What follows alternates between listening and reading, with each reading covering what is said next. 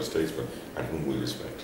Yes. So it's not just EBBASA Breed, yes. all people. No, absolutely. I want to, as I say, if I can bring out a CD or a DVD, let's say with interviews with 20 different breeders on it. So the elder statesmen, EBBASA breeders, BI breeders and SPT yes. breeders of the younger generation, but ones that we respect. Yes. I'm going to, for instance, do the same with Vincent. Right. I'm going to do, for instance, I want to do the same with Caroline Greef. I want to sit down with Renee Botha. I want to do it with Gretchen. Yes, with Marita as well. Yeah. Yes. Yes. I never remember her name, but it's Gretchen. Her mother's name was Gretchen. No, I know that. I know that. That's where the kennel's name comes from. Okay, now I know quite a bit of your story, but nobody else knows it. Right. When did you see your first Boerboel? Around about 19, I used to keep Rottweilers, German Shepherds. I used to breed mini wire Dachshunds, believe it or not. But I always had Rottweilers and German Shepherds. And there was a huge hoo-ha in Europe about attacks by Rottweilers and German Shepherds on kitties and people. And I decided that it was just getting too politically difficult to keep using these breeds. So I looked around at finding another guarding breed that would be interesting and stable in a family situation. And I tried a couple of breeds. At one point I bought a Kangal who turned out to be nervous. He wasn't a good example of the breed, but they're very independent and almost untrainable, except for the job that they were designed to do, which is livestock guarding. Oh, Phil, don't interrupt. I was only saying, you mean Murphy? Yeah. Okay, unfortunately they're very independent thinkers because they're bred to wander with the flocks, make decisions themselves, and they're not suitable for an urban or suburban environment, and they're not amenable to training. Yeah. Yeah. Other than in their core function. The Rottweiler, I did, alongside the hoo-ha about them attacking people, because there was a lot of bad breeding, as we're now seeing in the world today. The breed, because of the influence of fashion in show circles, was getting smaller and less substantial and losing its guarding instinct. So I made a decision to look for something else. Tried a Kangal, that didn't work. Tried an Estrella Mountain Dog, which is another livestock guardian breed, but it's slightly different from Portugal. What dog is it? An Estrella Mountain Dog. It's a Mastiff type livestock guardian breed from the mountains in Portugal. Okay. It's a long-haired dog. They're very smart, intelligent dogs, unbelievably, and quite easy to train, which is unusual for a livestock guardian dog. The particular dog I had was one of the most delightful dogs you could ever meet, but he absolutely loved every living thing he ever met. Everything. He loved strangers, he loved kittens, he loved goats, he loved pigs, he loved dogs, he loved cats, and burgers. So I actually kept him until he died, and he died when he was about 11 or 12 years old, but he was a completely useless guard. And one day I was reading a book about pugs, and in the back there was a picture of a pug, and in the background was this large brown mastiff type dog, and I was saying, I wonder what that is. And I searched around among the book and found the reference to the picture, and it was a Boerboel.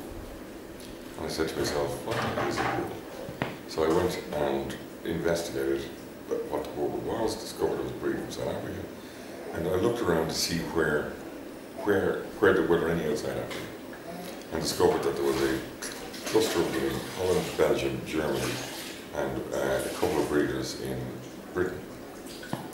So I got on a plane and saw practically every Boerboel in Europe. And at the end of that I decided this was a good breed, potentially could suit what I wanted. And I actually bought initially I bought two male puppies in Britain who were from very old bloodlines that are no longer, that were imported into Europe early on, but have now died out in South Africa. And I also, over the next year and a half, brought in 5 dogs from various kennels in South Africa. Okay. Which year was this, James? That would have been, I would have been doing that in 1989, 88, and the first dog was bought in 1990. 1990, the first one was used. Yeah. Okay. Right, so that's basically... And he died last year. Okay, so he lived until 2011. That's a long lifespan for a Boerboel.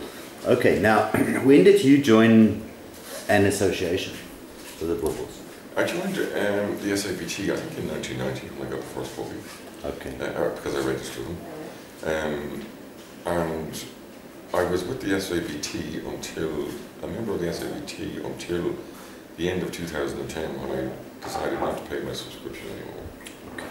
And your involvement with the UKBC, when did they start? And I think about 1990, I wasn't aware of the UKBC, I didn't even know there was such a thing, but over a couple of years, a number of enthusiasts got together in the UK and started meeting and associating with each other.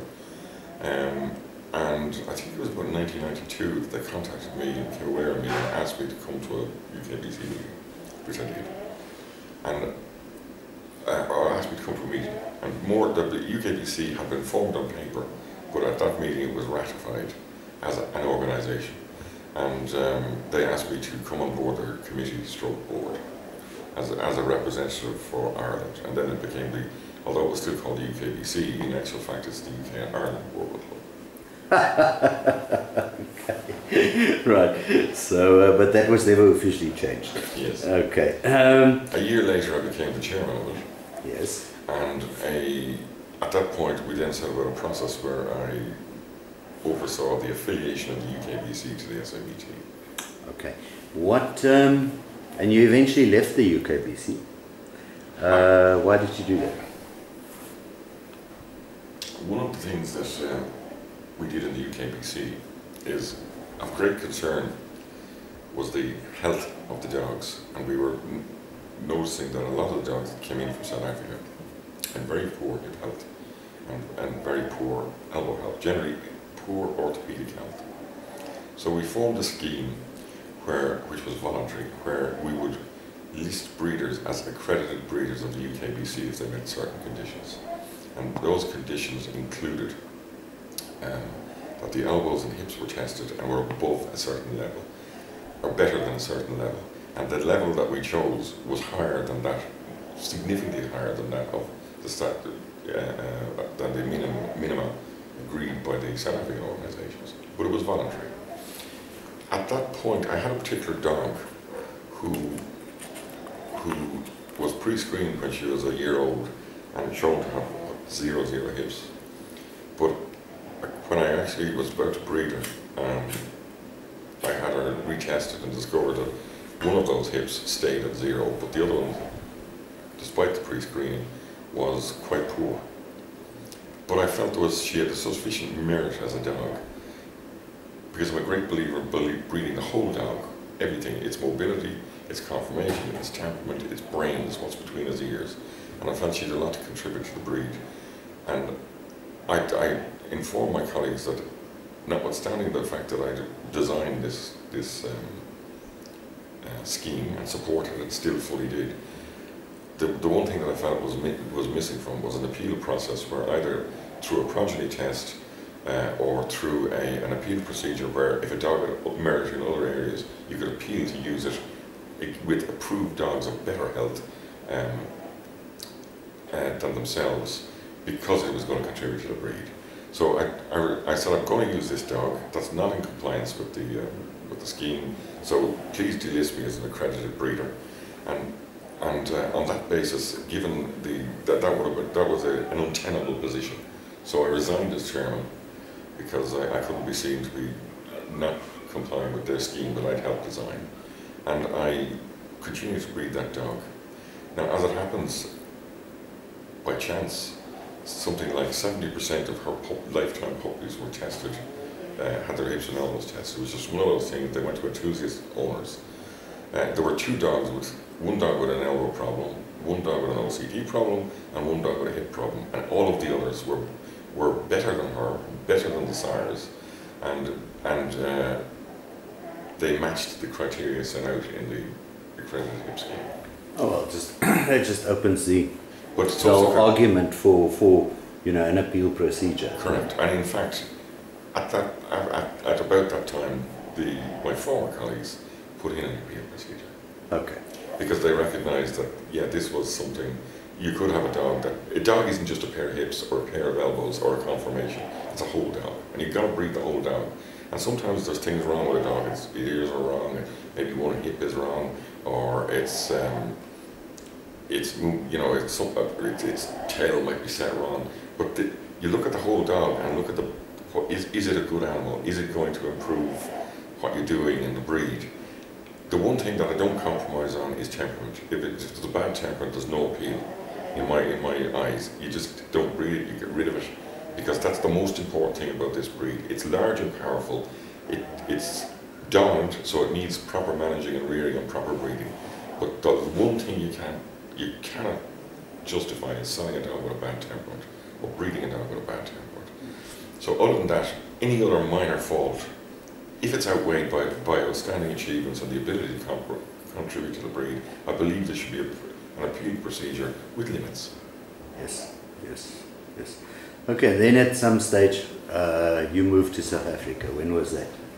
That was in 1997. Okay, and you brought your dogs with. How many dogs did you bring with? I brought approximately 20 bulls. There's a few, I left about 3 or 4 behind. And just for those 20 Boerboels, 20 had 0-0 hips, and 19 had 0-0 elbows, and 1 had 0-2 elbow. Okay. And then you settled here in Nelspruit, and you started continuing with your dogs, which was quite a different experience. How did your dogs that were bred, born, raised in Ireland cope living in the South African bush next to a big nature reserve from which you had all interesting animals such as baboons, snakes, all types of things coming over? Were they still typical Boerboels? They were. They had to take a little bit of time to it. I arrived in Mpumalanga in the middle of summer, and it was a particularly warm summer, and we had temperatures regularly of 38, 39 and 40, which caused me to collapse. And in their case it was interesting because they come in from a temperate climate, they really noticed the heat, and most of them spent most of the day standing in their water troughs because they just couldn't believe the heat. But after about 2 or 3 months they adjusted. They basically set about killing every amount of game, antelope, pigs and every other strange animal they could find on the farm, and cleared the farm of all the game and creatures that were resident, including springbok, bushbuck, duikers, bush pigs, everything you could think of. Wiped them out, took them about 6 months. We still have lots of these animals because we're surrounded by approximately 40,000 hectare of bush, including a local game reserve. Okay, that's interesting. But you also lost a lot of dogs. Yes, to snakes. That was a new experience. There's no snakes in Ireland, so when I arrived in Mpumalanga and found that on the farm there was pythons, mambas, spitting cobras, Egyptian cobras, ring owls. I can't remember the name of the one on the tree that's green. Boomslangs. Yes. And unfortunately, the dogs had no experience of what these were. I had one dog in particular who, happened to meet a spitting cobra fairly early on, and he killed it without much trouble and became a great fan of hunting for snakes, and he actively looked for snakes. Before he died, he killed 3 or 4 mambas, a couple of spitting cobras and an Egyptian cobra, but unfortunately on the last effort he got a full bull white, and before I got him into the car he was dead.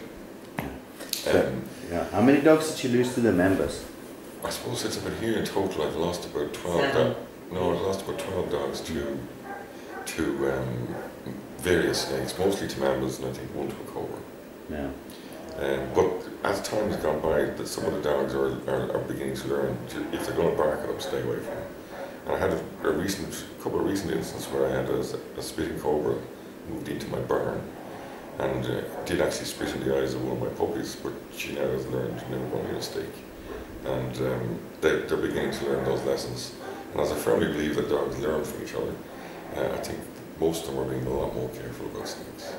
You're a great proponent of the working dog ethic. How would you describe your dogs in general, and what are your concerns as a working dog breeder if you look at the show winners of today? Okay, to answer that, I want to go back.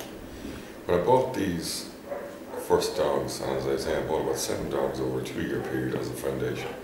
I bought them from a wide spread of different bloodlines in order to start with genetic diversity.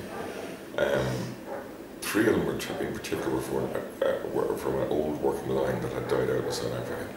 I'm a great believer in working dogs. When I bred mini wire-haired Dachshunds many years ago, they all hunted.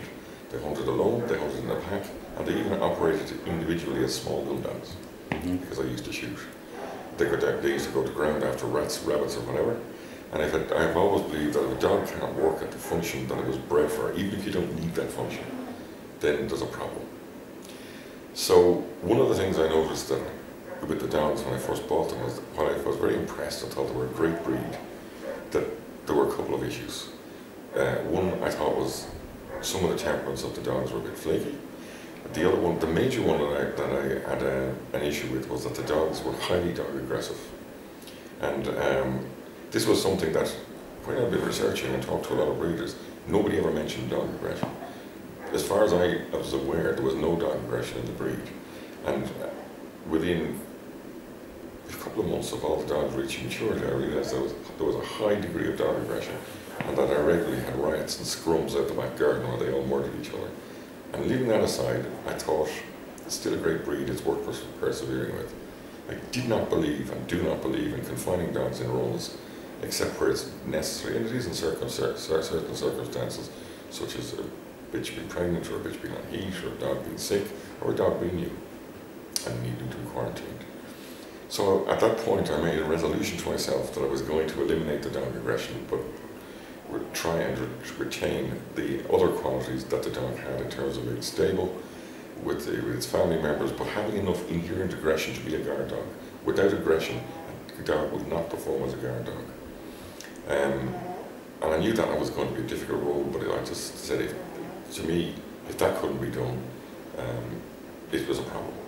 I also, even then, had the belief that, as these were farmers' dogs, that if one could step in a time machine and step back to, say, 1940, and he would go out to a bushveld farm where a farmer had a number of Boerboels, and then he wanted to go out the bush to look at, chase away the baboons from eating his crops, or pulling at his trees, or he wanted to just do an inspection, and he felt it needed protection from wild animals, or burglars, or farm raiders, or any issues, that he didn't go out and say, I will take that dog because it doesn't fight, I will take that dog because it doesn't fight, I will take that dog because I believe that those farmers went out, whistled, and all the dogs went with them.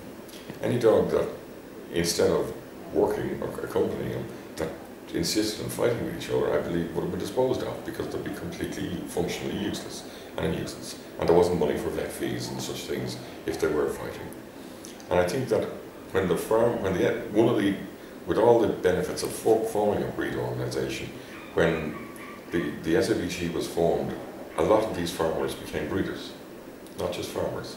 So then the appraisal system encouraged a focus on improving the physical conformation, which was needed.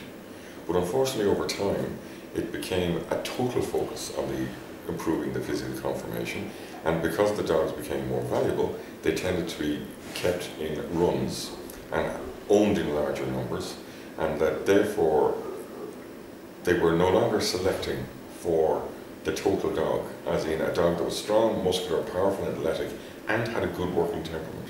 They were selecting for a dog that would win a higher score in appraisal. And when you cease to select for something, you lose it. So I do believe that over the last 30 years, the working temperament of the Boerboel is being lost. And I've forgotten what the question was. No, you actually answered it. If you compare, I asked you to compare what you wanted in a working dog and what you see in today's show dogs, and I think you basically answered the question by saying, you know, that we've lost a lot of the functionality of the dog because there was an overemphasis purely on conformation, on appearance. Okay. So it's not just health, it's also your ability to meet the reasons for the existence of the breed. Yeah. Your breed I purpose. also believe that the Boerboel is a mastiff, and even as a working dog, it is not a high drive working dog. It is not a high energy working dog. It's not like a Malinois, which is a herder, which is just, you just cannot keep as a pet because it's never switched off. It's always going at 100 miles an hour. It wants to jump on people and bite them. They're impossible to keep as pets. A Boerboel, the beauty of a Boerboel to me was that you had a stable dog that was gentle in its family environment, stable with your workers, stable and friendly with visitors, but that when required could guard with courage and be very effective at it, and that it also had the physical conformation to be able to deliver that guarding. What I have found, what I feel now about the dogs in the ring, I suppose to put it simply, a Boerboel, to be a guard, a dog needs to be a man-stopper. If it isn't a man-stopper, it's a watchdog. And it'll alert you, it'll warn you, it'll bark, but it really can't do anything. Some of the best watchdogs you'll ever find are Dachshunds, but they're not going to take down a man. And at the end of the day, the most dangerous thing that people want to guard against is, unfortunately, other people. It's not animals. So a dog, for me, a Boerboel has to be strong enough and powerful enough and muscular enough to have the strength to be a man-stopper. But it has to catch that man, and it has to have the stamina to fight that man. So it therefore needs to be athletic and mobile and fit enough to be capable of doing that. So a Boerboel should be a balance between power, weight, musculature, and athleticism, and stamina, and fitness. So it should be a balanced dog. But that means you don't want a dog that's too small, and you don't want a dog that's too big. If it's too small, it won't have the power. If it's too big, it won't have the movement. Now my problem in the modern Boerboel is, I have to say, especially with many of the SABT breeders who have a total focus on appearance, is that for fashionable reasons and marketing reasons, the dogs are getting bigger and bigger and bigger. And they have lost, in many cases, the ability to move. They've lost their working instincts because it wasn't selected for. And even if they retain them, they don't have the conformation they can deliver. Okay, okay. Very clear, very well put. Something else. Your dogs are generally of fawny color or reddish dogs. What do you think about deviant colors? Colors such as blacks, blues, liver noses, all tiger skins. Okay. Well, I think you've got to look at the deviant colours. You've got to divide up the source of the deviant colours. The colour inheritance in the Boerboel comes from the naughty gene, which delivers certain colours, either as dominant colours or as recessive colours. Now, to deal with the most obvious deviant colour in recent times is the black Boerboel. Now, I think you've got to look, there's two issues with the black Boerboel. First of all, there is a proposition that there were black Boerboels in the past, and the agnatic gene is capable of producing a black Boerboel without any malfeasance, a naturally occurring black Boerboel, but in very small numbers. You would expect to find something like one black Boerboel in every 4,000 dogs born.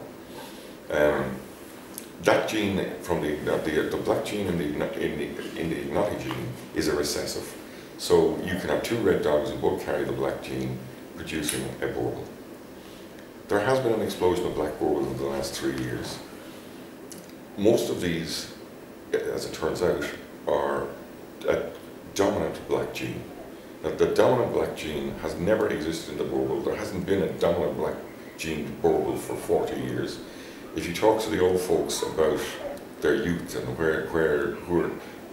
what colours were available, most of them say they never even saw a black Boerboel. They'd never heard of one until recently. I do believe that there were probably occasional black Boerboels which were probably got rid of or given away, who were genuine. But the recent explosion, I believe, is being driven by crossbreeding, using breeds like the Canis Corso, the Neapolitan Mastiff, and the Labrador. Those black genes are dominant, and that's why these dogs, when bred on, are producing black puppies. They shouldn't if they were pure Boerboels. They should be recessive. And unless they met another Boerboel with a black gene, there should be no black Boerboels. So therefore I believe that all of the there is a great cloud of uncertainty therefore over the origin of the black Boerboel.